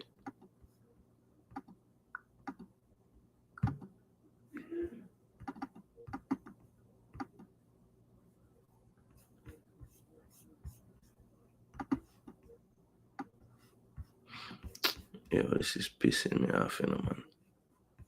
I don't know where this thing come from.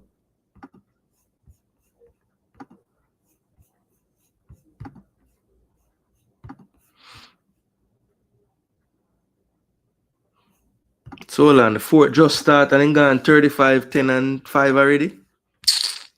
Alright, Pacers not play defense today. Even though when the brother they feel like score and do what he want to do, you know, it's not really much you can do still. You just have to wait for them. The only thing I see of a lot of teams is Spurs just not sense. Them just don't give him the ball enough. Man United a draw with Rangers and they've Sterling a play. Nope.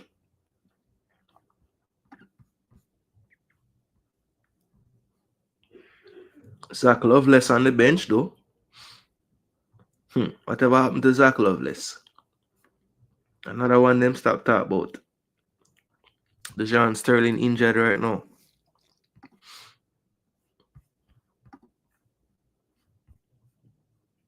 20-point lead. Damn. Probably 11 block. No, probably rebound, assist, and blocks. All right, watch the joke now. Watch how the fourth quarter will go on now. Oh, Lovelace played for England, really? Yeah, I mean, he even when we said we were gonna get him, he had already played for England youth teams. So what's the difference? You know what I mean? Zach Loveless. All right, people, look. How much time now? 1:30. All right, so I'm gonna run it for the next about 20 odd minutes. So Tycoon done ask for some player. Him say the U20 players that get cut because of the quota. All right, so we're gonna look about some of them players there. Youth, remember, yes, but they came with attitude after. Okay. So once him never only play for Jamaica alone, them say, yo, you know what? Go ahead. How dare you even look at another place? So Rangers B, he's worth 500k in Rangers B. Jeez and peas. He's 19 now. He's played the Challenge Cup, 2 appearances, 1 assist.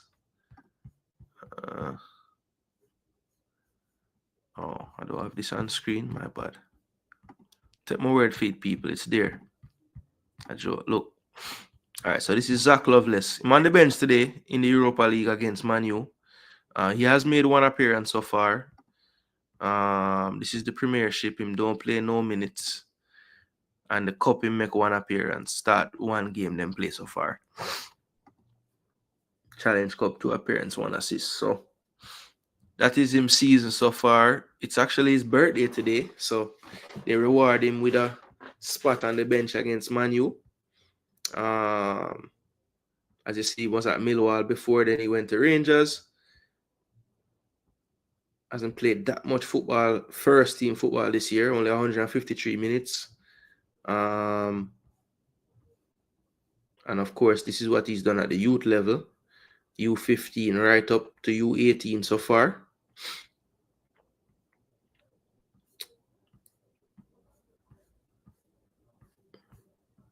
Hold on there, where is the thing? So England, Jamaica still marked there. Unique Sports Group. So them people, them say we for the journalism people. So I mark down the man blow something there. Unique Sports Group. Okay. Because them are going like you can't get number for place, and you know, I believe I can call somewhere and you know get some info.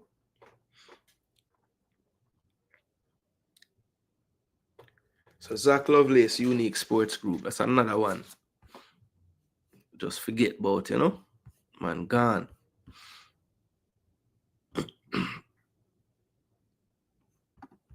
Yep, that was his team, right? The U17.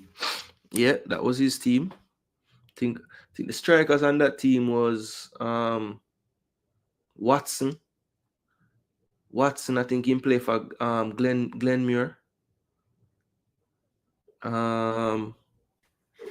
Pretty sure he was a striker on that team. That was a U17 team, because I remember and we beat him about some Garvey Maceo defender and thing, and some Garvey midfielder and thing. Yeah, man. And even that thing, there was news right up until the day before that he was gonna be there after the first game and all kind of something. You remember all them something there? Yeah, man. I remember all of them something there. Yes, Che Gardner keep making the first team bench. Thank you. It's another player we can look at. Che. Them say him wasn't good enough.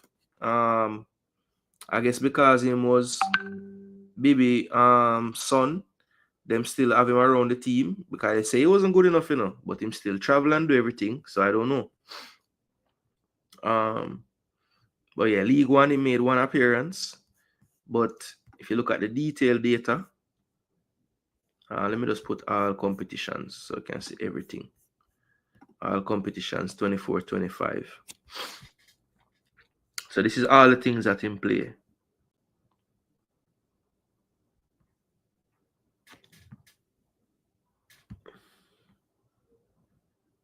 So this is the EFL trophy. Play 2 games there. One game play 90 minutes. Then this is League One. He got that one appearance in the first fixture of the season on the bench. Then he wasn't in the squad for a long while due to injury and all type of things. And then recently again now, he's back since January on the bench. The last 2 times he has been on the bench. Didn't come on, but he's been on the bench. FA Cup, he was on the bench for the second and third round fixtures. They did lose to Crystal Palace in that one. And then EFL Cup, he played the full 90 minutes in the first round. That was a 6-1 defeat to Blackburn. So, look, Che Gardner, big up yourself, youth. You know, you're getting youth games as well. But this transfer market basically just showing all the games. I think he played one in the FA Youth Cup. I don't think that was this season, though. Let me see all competitions. Yeah, so I should have everything. But yeah, as you can see, he can play on the right hand side, right wing, but he can play on the left as well. He can play deeper into midfield as well. So he's a versatile kid. Looks like they're grooming him to be like a wide forward, wide midfielder type of player. And I could see, like, just like his father, you know, in the future maybe becoming that all-purpose on that side, like could play left back, left midfield, even left wing. Similar to how his dad used to do it, because even in his dad's development, he was a more attacking midfielder type player in high school, and even like, you know, coming up in at Wolmer's and stuff, and you know, he was always kind of a more attacking midfielder type player. And then eventually, you know, it could have been a needs and wants. It could have been just a coach saying, hey, let's try you here. But he eventually became, you know, a solid left back for his career. So interesting to see how this going to play out for him. He has time on his side, though, for sure. This kid is how old? This kid is only 18, I think, or it might even still be 17. Let me check. And of course, he was born over there.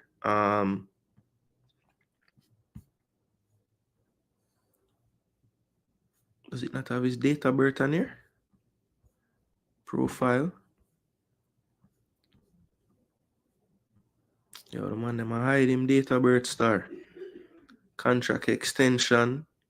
Just where there.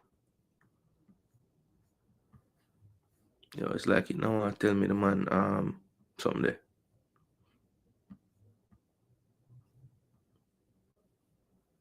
He don't even have no Jamaica film citizenship. Should we worry?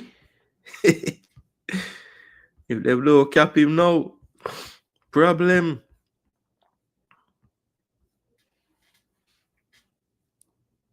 But they keep hyping up players that only play in U21. Yeah. Yeah, we saw the clip going up, making the rounds with Dixon playing the other day, scoring a massive goal. A nice strike from a bouncing ball outside the box on the right-hand side, dipping over the keeper. It was a really good strike. And I don't know. Yeah, I don't think transfer market really shows first tier, third tier. Yeah, they don't show like all these league games and the results. You know, all they see for Kaim is the one appearance he made in the league against Stockport, ironically. Hasn't been in the squad since October the 22nd in the league. Let me go to all competitions. So registered games in the EFL Trophy, 2 appearances there, and League One for a minute, and the FA Cup he made the bench in the first round, and of course his Jamaica games, and his Club Shield games for Arnett as well. So he played center midfield in the one game, so that's crazy. I don't think that's what he actually played. And then if you search up on SofaScore, don't think these leagues that he's playing are registered either. Let me see, matches. Yeah, so it's not showing me none of this youth football that they're playing. Let me see if I can find Charlton U21.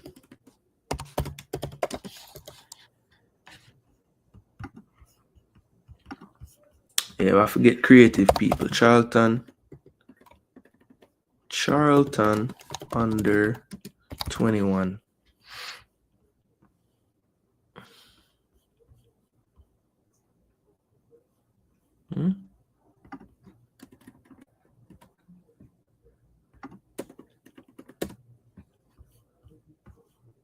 No, teams. Yeah, Charlton U21.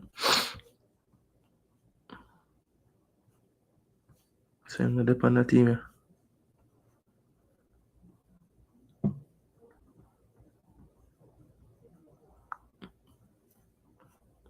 It don't have him listed here. I guess it have him on the first team.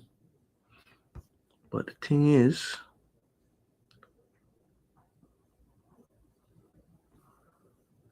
he not on the first team? Oh, see him there. Kaim Dixon. Market value 100K. Tyrese Campbell, Jamaican as well, 500K on the same damn team. Nobody not talk about him. There's another one worth 500K. Don't see his flag there, but he's Jamaican too. Do you guys know? I'll just ask the comment section. Do you guys know what other players in Charlton's team besides Karai Anderson and Kaheem Dixon are eligible to play for Jamaica? Let me know if you know. Both of these guys get a lot of game time for them as well.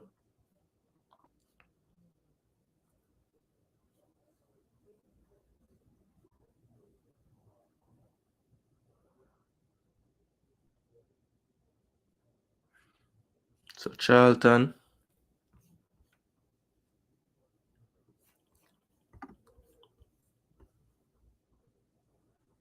Professional Development League.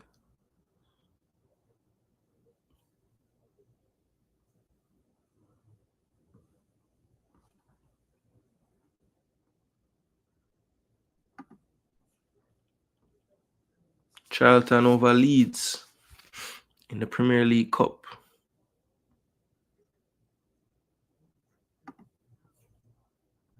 Charlton Birmingham, him score again. Alright, see some goal, yeah? I have to search to find the goal them star. Because I'm not on the Charlton page. So look on this now.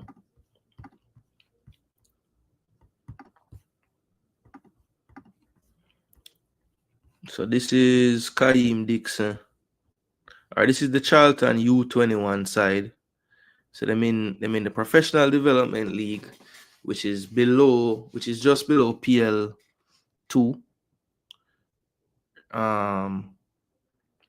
Brentford, Charlton. So basically it's between like the south and the north. And in the south group, Brentford, Charlton is in second right now. And of course, second place would mean you go to the playoffs or first, because you can move up to the PL2. And then they also play in the Premier League Cup. And they basically didn't get through to the group stage of that, or to the playoffs of that. So they're not in that one.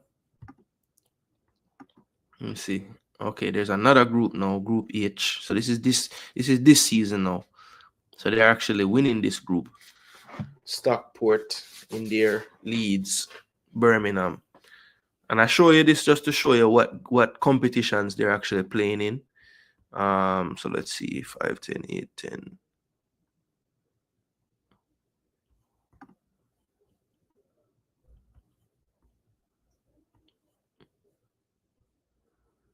So these are all the games basically from this season. 4-2, that would have been all May. Okay, May would have been the end. So this is this season now. So August, I don't think you would have quite been there just yet. September, not quite. Let's see. Ryan, who? Because they don't give you the team sheets or anything. I'm just show you who scored the goal. Them. So let's have a look through.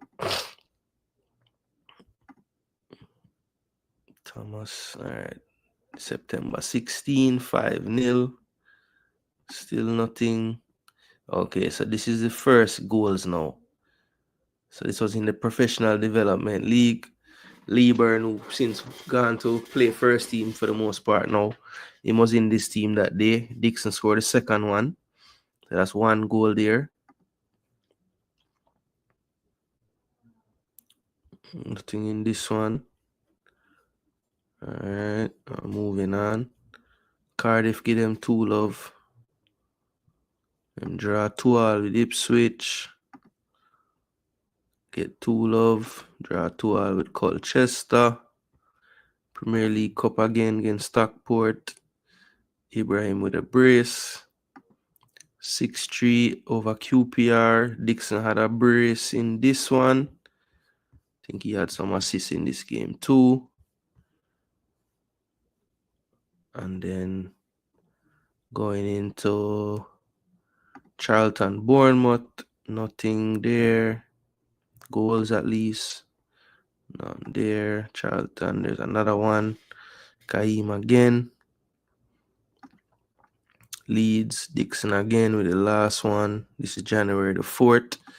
January the 7th. January the 20th. Kaheem Dixon again. And that's pretty much where we're at now. So I think that mad goal was against Leeds, you know. I think it was either that game or it was this game right here against Birmingham. I'm not certain. I think it was probably the 20th though, because that's about when you started to see the videos and stuff circulating. So yeah, I'm pretty sure it was in this game right here. So unless it's a game that I'm not knowing about as well. But yeah, he's still playing with the U21s. There's other kids in their first team that are around the same age. So it's tough, you know. Tyrese Campbell, Miles Lieberg, Daniel Kanu, you know, they're all youngsters as well, and they're getting the minutes. So it's not like they're not going with a youth movement, but you know, Kaim still hasn't been able to solidify any kind of first team place right now. Still kind of trying to make his way. They're not out of many land people.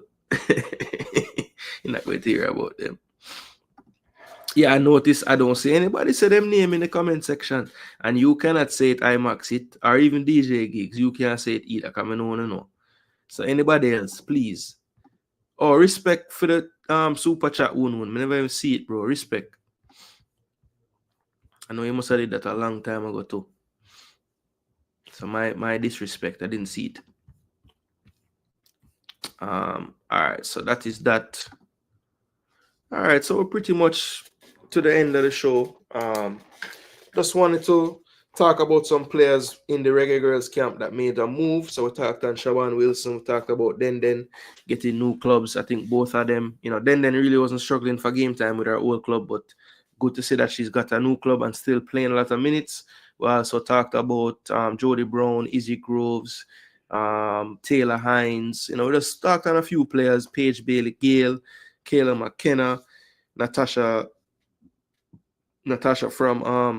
Thomas from Ipswich. We spoke on those players. Then we moved into the Reggae Boys a bit. Talked about, of course, the show started out with Mason Greenwood. Then also the player that was on the thumbnail who I haven't spoken about yet, I want to bring up right now.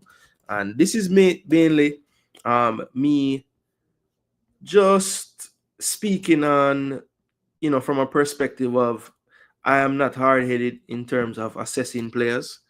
And I always, for the longest, was saying that if it was up to me, I would probably give the edge to Amari Bell as a left back. And I think over the last, I would say, 12 to 18 months, Greg Lee has shown me something, a level of consistency that I have to give him credit for. You know, he kind of started out as a blockbuster last season in League One. I remember 1 month he even won player of the month for the entire league. And then for whatever reason, towards the middle and end of the season, he kind of lost his place. And by the time the playoffs roll around, he really didn't solidify himself back into the team. But I must say that this season in the championship, he has definitely made this left back role his own. And when you look at his statistics so far in the championship, he's right there at 6.91, which is very good. And I just want to give him his credit because I was always one that had Amari Bell slightly ahead. You know, maybe partially apart, you know, Amari Bell at the time was in the Premier League. He was in League One. That definitely was playing into my thought process. Also, just the eye test of me personally. I think that Amari is a little bit smoother on the ball, just a little bit, you know, I think Greg Lee is a little more of a physical player, you know, and maybe that's just, you know, what I prefer as a player. I kind of like the cleaner touch and stuff. But look, I think Greg Lee, for what he lacks technically, he makes up for it with his IQ, his positioning. You know, very rarely do you see him in a position where he's having to chase. You know, he seems to take up good starting positions for the most part. And I think as his confidence grows and his reps grows in the English game and just, you know, seeing what his level truly is at, I think that he has improved a lot of parts of his game as well. So, a lot of these, so he has 24 played, 17 starts. I think if you look at the starts, most of them have been of recent. Earlier in the season, he was coming off the bench a lot. He has pretty much gotten that first team place now. He has 4 goals on the season, good returns for a, out and out left back in their system. Did have some times earlier this season, as you can see on the heat map, where he was playing a bit higher up the pitch. But, recently he has definitely been nailing down that left back spot, I would say, for about 10 to 12 games running, just in that role. He has 1 assist on the season as well, but has created 6 big chances. So that's very good. He has 1 key pass per game, which is good as well. And then when you look at his defending stats, 5 clean sheets in his game so far. That's good. Definitely makes a tackle and an interception per game. Recovers the ball about 3 times per game. Dribble past less than 0.5. That's good. Per game, of course. And then you have 2.4 clearances per game. And these stats are crucial as well. No error leading to shots or goals, and he hasn't committed a penalty, right? Good dribbling percentage, 65%. 65% on his duels overall, 68 ground and 63 in the air. Very solid. Then you have 13 possession loss.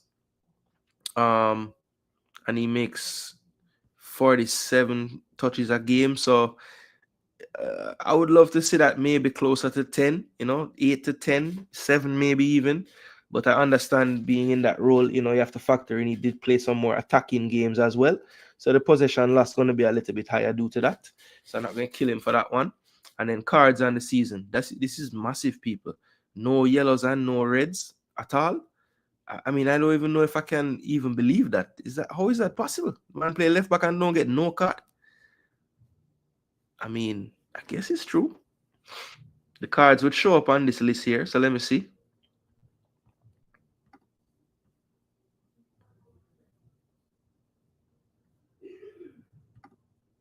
I would like to think that they're not making this up, but I'm going to go and check every little one because the card will show up right on the screen if he got one.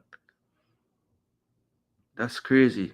So the man played 24 games in the hustle and bustle Wildman Championship and don't get a yellow. That's impressive, And I think that's one of the misconceptions about his game. Like, he's a big, strong player, but he's really not wild, to be honest. At least not in the challenge and stuff. So, Greg Lee, I just want to give you your credit. That's why I put you in the thumbnail. You recently played against your counterpart for the left back spot for Jamaica, Amari Bell, and you got the better of them in every way. You scored a goal, and you won the game 3-2. So, yeah, this was the game in question where they faced each other. Greg Lee with a 7.3 in a winning effort. Amari Bell with a 6.3 in a losing effort. But this was Greg Lee's game by the numbers in this Luton game. This game was the other day. It was I think it was Sunday or Saturday? I soon tell the people. Yeah, this game was actually on Tuesday, so it was the first day of the midweek fixtures in the league. And he scored from it was a header. Yeah, it was a header from across. Actually, I think I wanted to put the thumbnail as that, but the picture wouldn't really go in the slot I wanted it, so I had to take a next picture. But yeah, it was a header to the far post, aside, good header, away from the keeper and everything, good, slotted home well. So he had 1 goal, he had 5 clearances, wasn't dribble pass at all. He won his 1 ground duel. He was 2 of 3 in the air. He had how many touches? 64 touches, lost the ball 15 times. So again, it's the one part of his game I think sometimes, his default mechanism is to really go long with the pass, to be honest. When he maybe doesn't need to.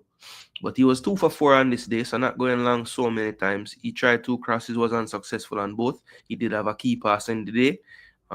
He does average about 1 of those, so that's good. And he was right at 76% for his passes for the game.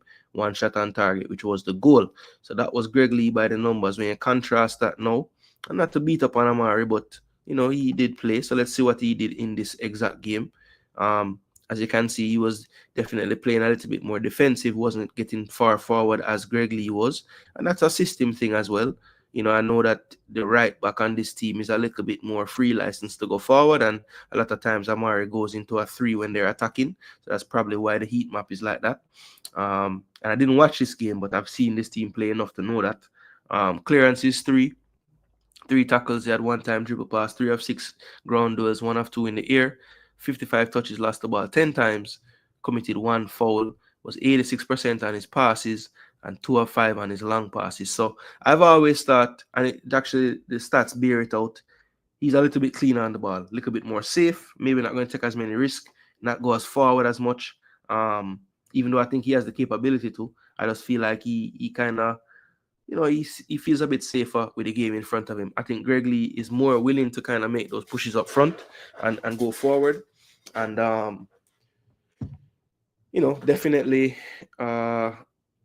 has a knack, or more of a knack than Amari, to pop up at the back post with a finish here and there.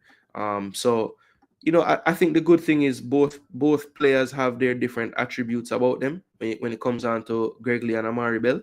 And that's always a good thing for a coach when he is using a squad. You don't necessarily want it to be all like for like changes. You want to have different skill sets, and you can go into games knowing, okay, this player is going to better suit what we want to do here, right? So that is it, people. TEDx said, good evening, one and all. and Javari, big up Javari, him said, Jason, don't watch the Greenwood Mind Game stories. He's coming.